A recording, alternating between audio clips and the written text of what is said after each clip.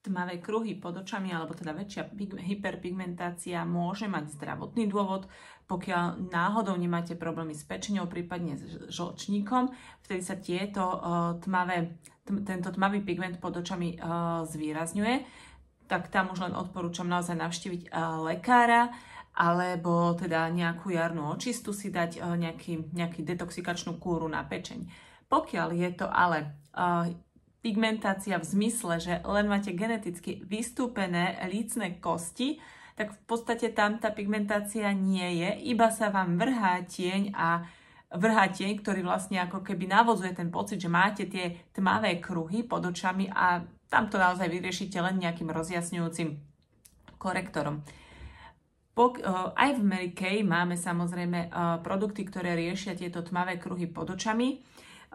Tu by som spomenula tento očný krém z rady Timewise 3D s 3D komplexom. On obsahuje niacinamid, to sú vlastne on obsahuje rozjasňujúce zložky, ktoré toto tmavé zafarbenie v podstate pomáha vybieliť. Takže si s ním naozaj viete pomôcť, ale ako hovorím, vždy je to prepojené aj s vnútrom, čiže ak sa toto u vás deje, treba si dať vyšetriť tú pečeň, či naozaj tam nie je nejaký vnútorný problém.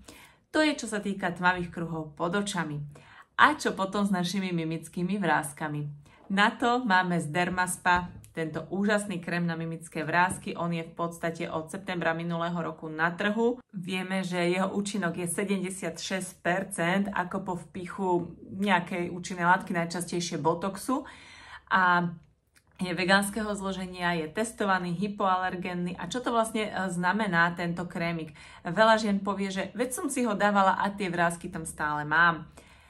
Áno, keď sa budeš škeriť a robiť mimiku, tá vrázka sa spraví, to je jasné, ale keď prestaneš a v podstate si potom všimneš, že tie vrásky sa ti vyhladili a vypli, neostanú ti také zmračené aj vo fáze, keď vlastne mimiku nepoužívaš, ale tá pleť je nádherne napnutá.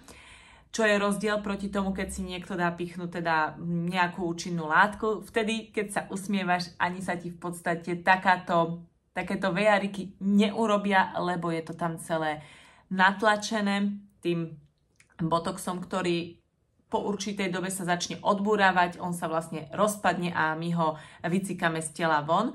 A v tom mieste, do ktorého bol vpichnutý, ostáva naďalej veľká vráska, ktorú vidíte, aj keď vlastne sa tvárite, čo ja viem, vážne, že tú mimiku nepoužívate, takže vtedy tam tá vráska je. A ženy prirodzene to vidia a utekajú si ho dať znova pichnúť.